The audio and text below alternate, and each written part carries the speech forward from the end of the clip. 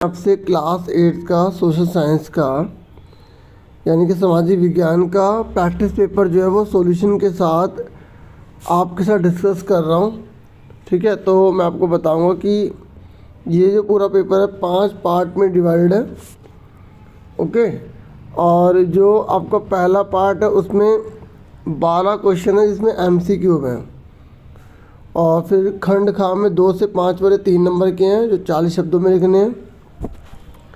फिर खंड गा में 6 से 7 तक 4 नंबर का एक क्वेश्चन है, आपको 80 शब्दों से ज़्यादा नहीं लिखना। फिर जो खंड घा है वहाँ 8 से 11 6 अंक से ज़्यादा नहीं लिखना। और फिर जो ई सेक्शन है अड़ा वो 12वां है जिसमें आपको मानचित्र का काम करना है। और जो बच्चे दृष्टिबाधित है वो मानचित्र में नहीं दर्शाएंगे, वो उसका आंसर दे देंगे कि वो जगह कहाँ पर है। ठीक है, तो ये आपका क्वेश्चन पेपर है ना। तो अब इसको हम स्टार्ट कर रहे हैं आंसर के साथ। अब आप फटाफट ध्यान से समझिएगा, और मेरी रिक्वेस्ट है कि अगर आप चैनल पर न्यू हैं तो वीडियो को लाइक और चैनल को सब्सक्राइब जरूर कर दीजिएगा। पहला प्रश्न है कि अंग्रेज़ों के द्वारा अवध का विलय कब किया गया था।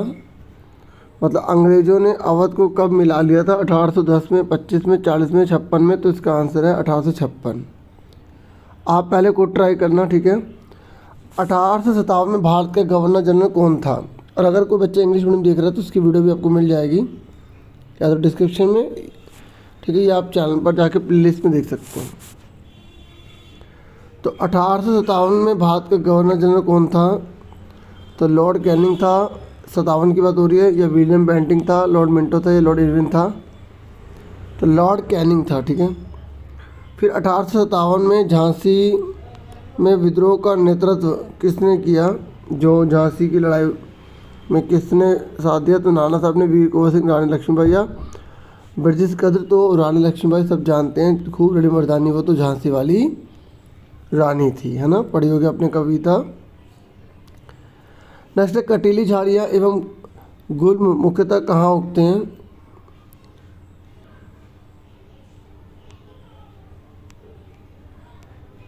ये वाला करवा रहा हूँ, ठीक है। देखो कटीली झाड़ियाँ वही होती है जब बारिश बहुत ज़्यादा कम होती है। तो 4 ऑप्शन आपके सामने है, कम वर्षा वाले शुष्क प्रदेश, भारी वर्षा वाले क्षेत्र, सामान्य वर्षा वाले क्षेत्र, या इनमें से कोई नहीं। तो मैंने आपको आंसर बता ही दिया था, ठीक है। नेक्स्ट है कम वर्षा वाले शुष्क प्रदेश, इसका हो गया ना। निम्नलिखित में से किसे पर्यावरण का एक महत्वपूर्ण शोधक समझा जाता है। मतलब कौन पर्यावरण को साफ करता है, गिद्ध, हाथी, बाघ या हिरण। तो गिद्ध करता है, ठीक है। फिर नेक्स्ट है भारतीय संसद के कौन कौन से भाग होते हैं। हमारी जो संसद है ना उसके कौन कौन से भाग हैं, लोकसभा, राज्यसभा, राष्ट्रपति या सभी। तो तीनों के तीनों होते हैं, तो इसका आंसर डी आ जाएगा, ठीक है। नेक्स्ट क्वेश्चन आपको सही या गलत में बताना है। पहला है मतलब 7वां, आप केवल आंसर लिखेंगे, और अगर गलत है तो आप उसको असत्य लिख सकते हैं, और सही है तो आप उसे सत्य, और जो गलत है ठीक करके भी लिख सकते हैं। राष्ट्रपति राज्यसभा में 20 सदस्यों को मनोनीत करता है, मतलब राष्ट्रपति राज्यसभा में 20 सदस्य चुनते हैं, नहीं, केवल 12 सदस्य चुनते हैं। नेक्स्ट है देश में एक से ज़्यादा स्तर की सरकारों का होना संघवाद के नाम से जाना जाता है। तो ये बिल्कुल ठीक है, संघवाद मतलब फेडरलिज्म, जहाँ पर एक से ज़्यादा लेवल पर गवर्नमेंट होती है उसे संघवाद कहते हैं। नेक्स्ट है डॉक्टर भीमराव अम्बेडकर को भारतीय संविधान के जनक कहा जाता है, मतलब पिताजी कहा जाता है डॉक्टर भीमराव अम्बेडकर। तो ये सही है। नेक्स्ट है कि विलय नीति डैश के द्वारा लागू किया गया था। विलय नीति किसने लागू करी थी, ऊपर वाला करो या नीचे वाला। कि रानी चेन्नम्मा डैश नामक राज्य की शासक थी। तो विलय की नीति लॉर्ड डलहौजी ने चालू करी थी बच्चों, और जो चेन्नम्मा थी वो सबको पता होगा कर्नाटक की थी, कितूर की, ठीक है। और अगर आपको स्पीड लग रही हो तो वीडियो धीरे करके भी देख सकते हैं, ठीक है। ऑप्शन होता है यहाँ पर, आप कर सकते हैं। श्रीरंगपट्टनम के युद्ध के बाद मैसूर के ऊपर डैश संधि थोप दी गई थी। जब युद्ध हुआ था ना तो कौन सी संधि का नाम क्या था, तो श्रीरंगपट्टनम संधि ही था, ठीक है। नेक्स्ट है बक्सर का युद्ध डैश वर्ष में लड़ा गया, कौन से साल में लड़ा गया था, ये वाला नहीं आता तो ये वाला करेंगे। प्लासी का युद्ध वर्ष डैश में लड़ा गया, तो बक्सर का युद्ध तो 64 में था और प्लासी का युद्ध जो था वो 57 में था। ठीक है, 1764 और ये 1757 में। देखो हमारा खंड का हो गया पूरा। ठीक है, मैंने आपको खंड का पूरा अच्छे से करवा दिया है डियर। ठीक है प्यारे बच्चों, अब मैं आपको करवाने जा रहा हूँ खंड ख यानी कि सेक्शन बी करवाने जा रहा हूँ। और इसमें आपको देखो अगर और लिखा है तो दोनों में से एक करना होगा, 3 नंबर का एक है। ठीक है, पेपर का पैटर्न ये रहेगा, क्वेश्चन ये सेम नहीं आएंगे, आप बुक से अच्छे से कर लेना। और एनसीईआरटी की जो बुक है आपकी उसे बहुत डीपली पढ़ो बच्चों। अब हम कर रहे हैं कि किसी देश को संविधान की आवश्यकता क्यों पड़ती है, मतलब हमें जो कॉन्स्टिट्यूशन है वो क्यों चाहिए। तो आपको जो है ना 3 पॉइंट बता देने हैं, आप छोटे छोटे बता सकते हैं। ये अगर बड़े लग रहे हैं तो छोटे छोटे अपनी लैंग्वेज में बना के लिखते हैं ना। जब भी आप ऐसा क्वेश्चन स्टार्ट करें तो आप ऐसे लिखें कि किसी देश को संविधान की आवश्यकता निम्नलिखित कारणों से पड़ती है। ठीक है, आप अपनी लैंग्वेज में बना के लिख सकते हैं। जैसे मैं आपको शॉर्ट में बता देता हूँ कि संविधान लोगों के आकांक्षाओं को पूरा करता है, संविधान में नियम कायदे कानून होते हैं। ठीक है, संविधान किसी देश को ये सरकार कैसे चलानी है, ठीक है, वो नियम कायदे कानून बता रहता है। और संविधान जो है वो जितने भी प्रावधान नियम कायदे कानून होते हैं उसको नियमित करता है। ठीक है, और राजनीतिक व्यवस्था को कौन सी राजनीतिक व्यवस्था होगी वो तय करता है। तो ये आप अपनी लैंग्वेज में बना के लिख सकते हैं, नहीं तो ये पढ़ सकते हैं। इतना बड़ा मत लिखिए, कोई दिक्कत नहीं है। ठीक है, ये डिटेल में यहाँ बता रखा है। ठीक है, आपके लिए आगे सुनो। अगर ऊपर वाला नहीं करते तो आप नीचे वाला कर सकते हैं कि शक्तियों का बंटवारा बताइए। शक्तियों का बंटवारा, देखिए शक्तियों के बंटवारे का अर्थ होता है शक्तियों को विभिन्न स्तरों पर बांट देना, मतलब विभाजित कर देना। तो भारत में शक्तियों का बंटवारा कैसे किया गया है? संघ सूची बनाई गई है, राज्य सूची बनाई गई है और समवर्ती सूची बनाई गई है। और जो संघीय व्यवस्था है ना, ठीक है, उसमें क्या होता है कि 2 से अधिक स्तर पर सरकारें होती है। तो भारत में केंद्र सरकार भी होती है और राज्य सरकार भी होती है और स्थानीय सरकार भी होती है भारत में। ठीक है, तो उसी के बेस पर सत्ता को बांटा जाता है, सबके अलग अलग नियम कायदे कानून तय किए जाते हैं ताकि वो उसके अनुरूप काम कर सके और देश में किसी प्रकार की एक तरह से हम कह सकते हैं कन्फ्यूज़न ना हो। इस शक्ति को बहुत अच्छे से बांटा गया है। जैसे अगर हम बात करें, आप केंद्र सरकार जो होती है ना, केंद्र सरकार, उनके पास जैसे विदेशी मामले हो गए, नोट जारी करना हो गया, ये हो गया। राज्य सरकार के पास व्यापार करना हो गया और नगर निगम के पास जो है जैसे सड़कें बनाना गली मोहल्ले की, ठीक है, मेले की व्यवस्था करना, इस तरीके से बहुत सारे कार्य सौंप दिए जाते हैं ताकि पूरा देश सर्वांगीण तरीके से अच्छे से विकास हो सके, छोटे से छोटे इलाका भी डेवलप हो सके। ठीक है, तो जो मैंने बोला है आप वो भी सुन सकते हैं 3-4 बार, वो लिख सकते हैं। नहीं तो आप जो मैंने यहाँ पे लिखा हुआ आप देख रहे हैं वो भी आप लिख सकते हैं। ठीक है, नेक्स्ट है कि सरकार को नियंत्रित करने, मार्गदर्शन देने और जानकारी देने में भारतीय संसद की क्या भूमिका है। देखो भारतीय जो संसद होती है ना, वो सरकार को कंट्रोल करती है, उसे गाइडेंस देती है, उसे जानकारी देती है। कैसे? देखो संसद में ना बहस होती है बच्चों, ठीक है, और संसद के 3 अंग होते हैं। बहस का मतलब होता है कि जैसे कोई भी निर्णय लेना है ना, तो उस पर विचार विमर्श होगा, तब जाके फैसला लिया जाएगा। ठीक है, और जो संसद है हमारी, उसके 3 अंग होते हैं, लोकसभा, राज्यसभा और राष्ट्रपति। ठीक है, भारतीय संसद विभिन्न प्रकार की भूमिकाएं करती हैं और संसद ही होती है जो सरकार के अलग अलग जो कार्य होते हैं उसे कंट्रोल करती है। और संसद में अगर कोई सरकार सही काम नहीं कर रही होती तो अविश्वास प्रस्ताव पारित करती है। इसे पॉइंट में लिखना आप। ठीक है, तो संसद ही है जो प्रश्न पूछती है सरकार से, तो उसके बिहेव पर कंट्रोल करती है। ठीक है, इसी प्रकार सरकार को मार्गदर्शन भी देती है ताकि वो सही फैसला ले सके, उसे दिशा निर्देश भी देती है संसद, क्योंकि बहस वगैरह होती है, अच्छा निर्णय लिया जा सकता है। और संसद में ही विधेयक मतलब कानून वगैरह बनते हैं। ठीक है, और कितना बेस्ट बनाना है ये संसद बड़ी भूमिका निभाते हैं, क्योंकि उस पर बहुत बड़ी मात्रा में विचार विमर्श भी होता है। ठीक है, तो संसद में विभिन्न प्रकार के विधेयक प्रस्तुत किए जाते हैं, और संसद ही एक ऐसी जगह है जहाँ पर सरकार को विभिन्न प्रकार की जानकारियाँ भी प्राप्त होती है, जिससे कि सरकार उचित कानून बनाने और कार्य करने में सक्षम होती है। देखो, आपको मैं बताऊंगा कि आप रटने पर विश्वास मत करना, उसको समझकर अपने लैंग्वेज में पॉइंटों में लिख दो। ठीक है, बस उससे रिलेटेड बताओ, क्योंकि अगर आप याद करने लगोगे तो कितना याद कर लोगे। चैप्टर को 5-6 बार पढ़ो, बहुत कम चैप्टर आपके आ रहे हैं।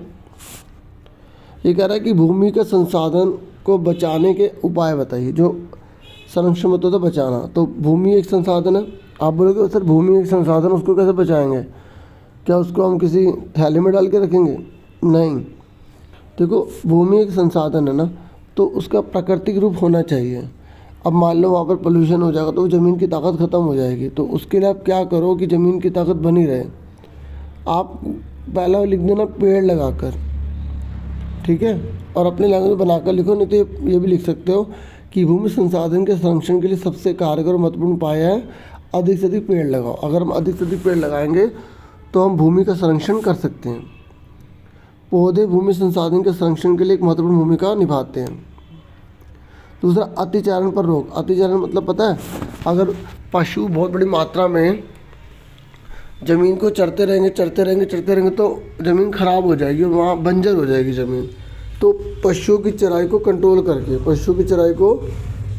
करके, ठीक है, मैं आपको अंडरस्टैंडिंग भी दे रहा हूँ। ठीक है, भूमि संसाधन सर्वाधिक प्रभावित करने वाले कारकों में से एक कारक पशुओं के अतिचारण भी है। अतिचारण मतलब पशु जो ज़मीन को ज़्यादा चर लेते हैं। यदि हम इस अतिचारण की प्रक्रिया को कम कर देंगे तो निश्चित ही भूमि संरक्षण हो जाएगा। तीसरा है रासायनिक कीटनाशक और उर्वरकों का सीमित प्रयोग। जो केमिकल वगैरह होते हैं ना, उसका जो प्रयोग है वो कम करके। तो भूमि संसाधन को रासायनिक कीटनाशक और उर्वरक भी प्रभावित करते हैं, जिससे क्या होता है उसकी क्षमता कम हो जाती है। तो इसलिए इनका प्रयोग भी हमें कम से कम करना चाहिए। देखो, अगर आप ऊपर वाला नहीं करते तो आप नीचे वाला कर सकते हैं। नीचे वाले ने बोला कि पानी को बचाने के क्या उपाय हैं। देखो कितना आसान है, ऊपर भूमि का बचाने का था और नीचे पानी को बचाने का, जल संरक्षण के उपाय। तो वो जल संसाधन पृथ्वी का एक महत्वपूर्ण संसाधन है और पृथ्वी पर जीवन उत्पन्न करने के लिए आवश्यक तत्व भी है। जल संरक्षण के 3 प्रमुख उपाय इस प्रकार है। अगर पानी को बचाना है तो कैसे करोगे? पहला, जल संसाधन के संरक्षण का एक प्रमुख उपाय उद्योगों और कारखानों से निकलने वाले प्रदूषित जल को विभिन्न प्रकार की विधियों के द्वारा शोधित करके नदियों और नालों में छोड़ा जाना चाहिए। आप अपनी लैंग्वेज में बना के लिख देना कि पानी को बचाने का ये उपाय है कि जो फैक्ट्री और जो उद्योग होते हैं, उद्योग मतलब होता है जहाँ पे कच्चे माल का निर्माण करके कुछ बनाया जाता है। जहाँ पे हम जैसे गन्ने से चीनी बना रहे तो उद्योग होते हैं। तो उद्योग से निकलने वाले जो केमिकल है ना, उसको पहले साफ़ कर लें, उसके बाद नदियों में छोड़ें। साफ़ करने का मतलब उसमें से जहरीलापन हटा दें और तब नदियों में बहाएं, नहीं तो जल को गंदा कर देगा। दूसरा तरीका आप बोल सकते हो कि बारिश के पानी को इकट्ठा करके अपने लैंग्वेज में, ठीक है, अपनी लैंग्वेज में। और तीसरा है कि जो किसान पानी खेतों में इतना भर देते हैं तो उसकी जगह वो आधुनिक साधनों का प्रयोग करें, जैसे स्प्रिंकलर सिस्टम करें, उससे सिंचाई करें तो पानी की बर्बादी नहीं होगी। ड्रिप सिस्टम का प्रयोग करें। ड्रिप प्रणाली और स्प्रिंकलर प्रणाली, ये अच्छे से याद कर लेना। अभी कह रहा है वन्य जीवन पर एक टिप्पणी बताओ। वन्य जीवन, देखो जो पेड़ पौधे हैं ना और जो जीव जंतु हैं वो इसमें आते हैं, तो आप इनके बारे में क्या बताओगे? वनस्पति और वन्य जीवन हमारा बहुमूल्य संसाधन है, क्योंकि वनस्पति से हमें इमारती लकड़ी मिलती है, जानवरों को उनका घर मिलता है, ऑक्सीजन मिलती है ना। पक्षी कीड़े मकोड़े यहीं पर रहकर अपने जीवन यापन करते हैं ना। दूध मांस खाल हमें इन्हीं से तो प्राप्त होता है, तो इसलिए इनका हमारे जीवन में बहुत महत्व है। और यही है जो अपघटक का काम भी करते हैं, मतलब पर्यावरण में जो बहुत गंदगी हो जाती है उसको साफ भी करते हैं। तो इसलिए हमें क्या करना होगा, ये बहुत हमारे लिए महत्वपूर्ण संसाधन है और हमें इसकी रक्षा करनी होगी, और ये हमारे लिए बहुत बड़ी भूमिका निभा सकता है। अब आगे देखिए, क्वेश्चन नंबर 6 है और ये 6 और 7वां क्वेश्चन है। यहाँ बोला गया कि 1857 की बगावत के बाद अंग्रेज़ों ने कौन कौन से प्रमुख बदलाव कर दिए। जब 1857 का विद्रोह हो गया तो अंग्रेज़ों ने कौन कौन से बदलाव करे। देखो, पहला ब्रिटिश संसद ने 1858 में एक नया कानून बना दिया और ईस्ट इंडिया कंपनी के सारे अधिकार ब्रिटिश साम्राज्य के हाथ में सौंप दिए ताकि भारतीय मामलों को ज़्यादा बेहतर ढंग से संभाला जा सके। देख लो, ईस्ट इंडिया कंपनी के सारे अधिकार हाथ में ले लिए। पहले ईस्ट इंडिया कंपनी के हाथ में थे ना, अब ब्रिटिश साम्राज्य के हाथ में आ गए और ब्रिटिश मंत्रिमंडल के एक सदस्य को भारत मंत्री के रूप में नियुक्त किया गया। ठीक है, मतलब जो ब्रिटिश मंत्रिमंडल है उसका एक सदस्य भारत मंत्री बना दिया।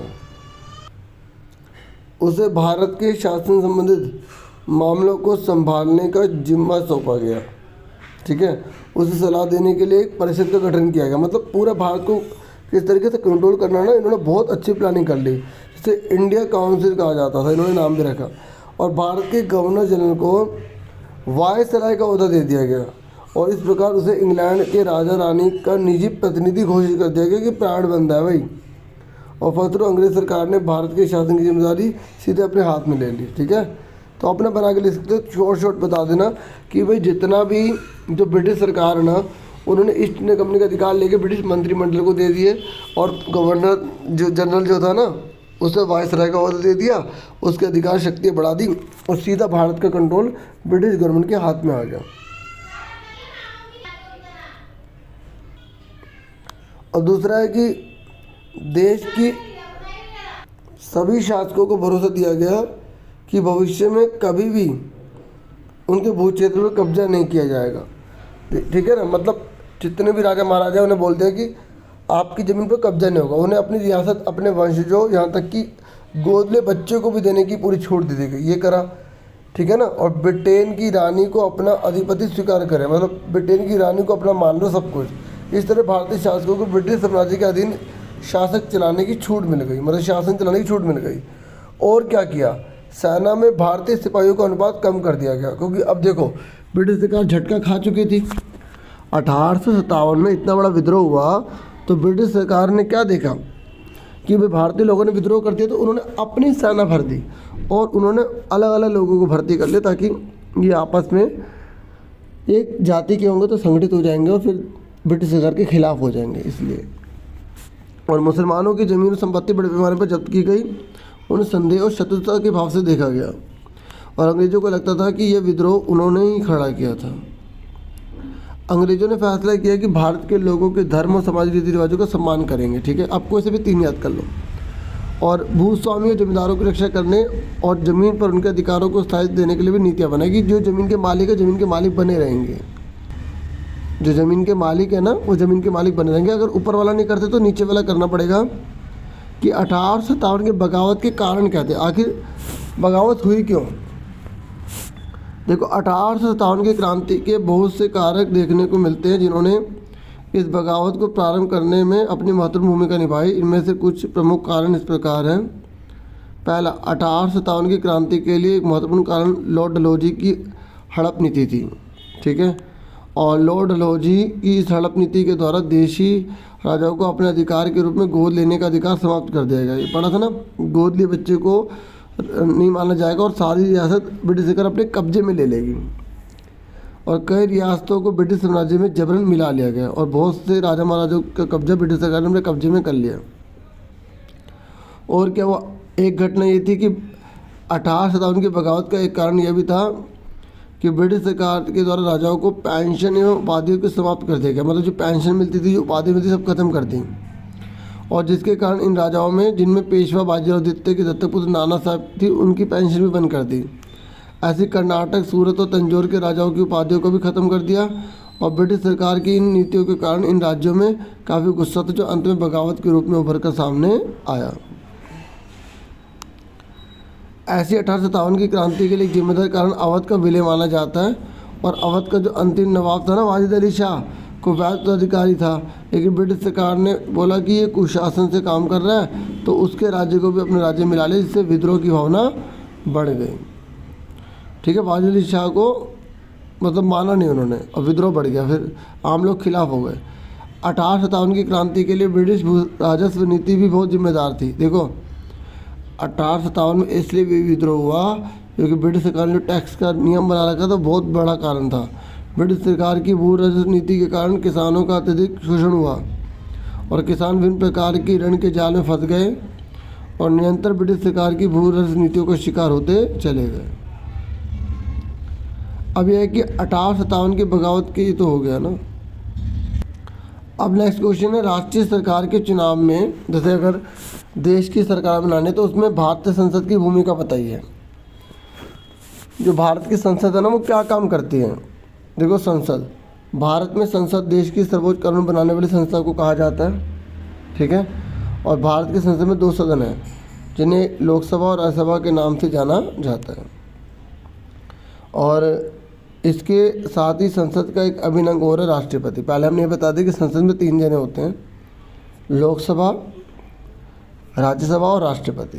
फिर हम बता रहे थे, हम कह सकते हैं कि भारतीय संसद का निर्माण लोकसभा, राज्यसभा और राष्ट्रपति से मिलकर होता है और राष्ट्रीय सरकार के चुनाव में भारतीय संसद की एक बड़ी भूमिका होती है, ठीक है। अब सुनो आगे, मेन में बता देना या तो एक्सप्लेन अच्छे से किया हुआ, ठीक है। तो लोकसभा के चुनाव के बाद सांसदों की एक सूची बनाई जाती है। जब लोकसभा में चुनाव हो जाते हैं ना, फिर सांसद की एक लिस्ट बनती है जिससे पता चलता है कि किस पार्टी को आधे से ज़्यादा सीट मिली है, और जिसको आधे से ज़्यादा सीट मिलती है, मतलब बहुमत मिलता है, उसकी सरकार बनती है। और भारत में लोकसभा की 543 जो जनता चुनती है, 2 सीटें राष्ट्रपति चुनता है। सुन लो, लोकसभा में 2 सीटें राष्ट्रपति चुनता है और 545 होती है, ठीक है। और जिसके पास 272 सीटें होती हैं या उससे ज़्यादा होती हैं तो वो अपनी सरकार बना सकता है।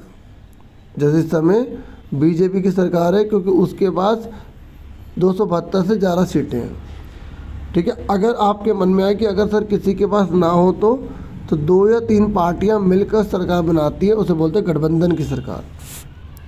तो कार्यपालिका का चुनाव करना लोकसभा का एक महत्वपूर्ण कार्य होता है। कार्यपालिका लोकसभा के द्वारा बनाए गए कानूनों को लागू करती है। सुन लो, कार्यपालिका लोकसभा कानून बनाती है और कार्यपालिका उसे लागू करती है। भारत का प्रधानमंत्री लोकसभा में सत्ताधारी दल का मुखिया होता है। भारत का जो प्रधानमंत्री होता है वो लोकसभा का मुखिया होता है। प्रधानमंत्री अपने दल के सांसदों में से मंत्रियों को चुनाव करता है और जो प्रधानमंत्री के साथ मिलकर फैसलों को लागू करते हैं। ये मंत्री स्वास्थ्य, शिक्षा, वित्त आदि विभिन्न सरकारी कार्यों का जिम्मा संभालते हैं, ठीक है। और आप बता सकते हैं कि अभी हाल के वर्षों में यही हो रहा है कि भारत के अंदर बहुमत की सरकार है, ठीक है। पहले जो थी बहुमत की नीति, अब वैसे यहाँ पर इस टॉपिक को आप रहने दो, ठीक है। मतलब यहाँ थोड़ा सा पुराना लिखा हुआ, ठीक है, ठीक है। राज्यसभा के बारे में आप जानती हो, ये इतना बड़ा बड़ा करने की जरूरत नहीं है बच्चों, ये सिर्फ अंडरस्टैंडिंग के लिए थोड़ा थोड़ा अपने आप अपनी लैंग्वेज में बना के लिख देना, ठीक है। और ये मैं पढ़ देता हूँ, कोई दिक्कत नहीं है कि राजनीतिक दल को इस पर बहुमत प्राप्त नहीं हुआ। ये ना पुराने डाटे के हिसाब से लेकर, बुक के हिसाब से, कि भाई अभी बहुत सी पार्टियों को जो है ना वो बहुमत नहीं मिल रहा, तो वो गठबंधन की पार्टी बना रहे। मैं तुम्हें बताया था ना, जब किसी को आधे से कम सीट मिलती है तो गठबंधन बनाते हैं। ऐसे राज्यसभा में राज्य के प्रतिनिधि होते हैं।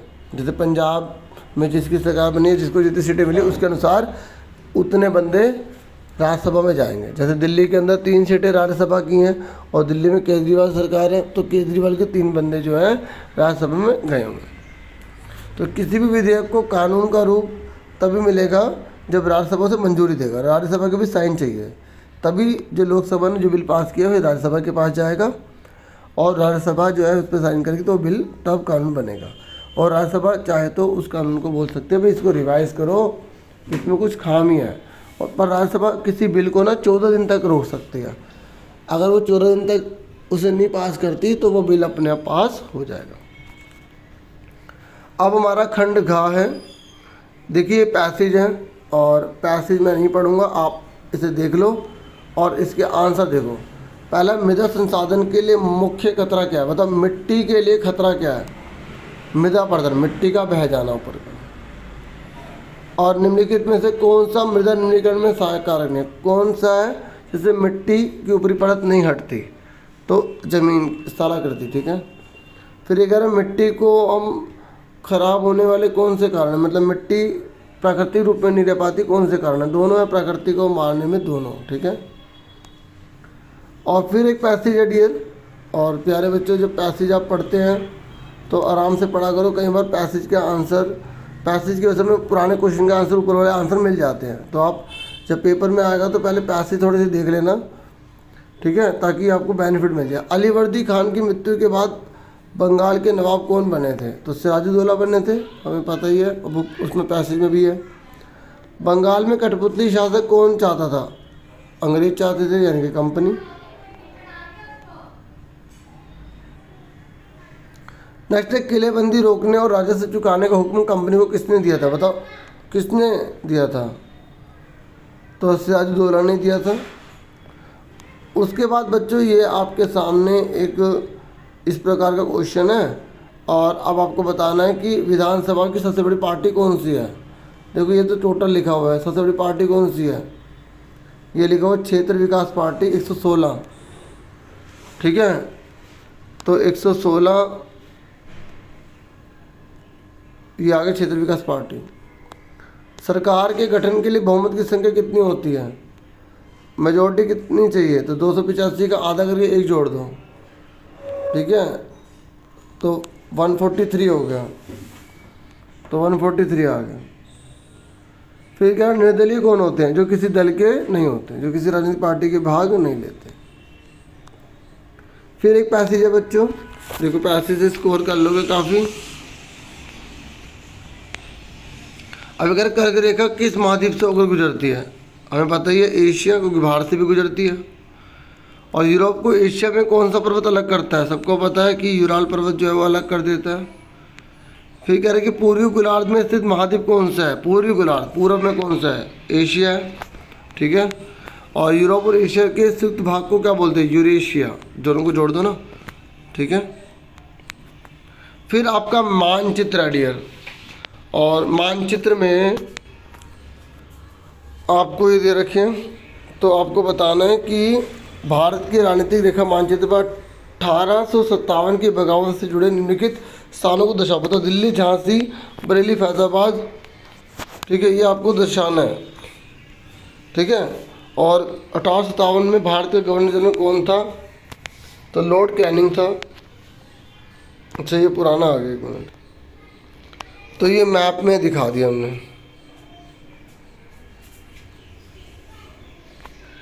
देखो जो दृष्टि वाले बच्चे हैं उनके लिए आंसर लिख दिए गए हैं, ठीक है। तो ये था आज का।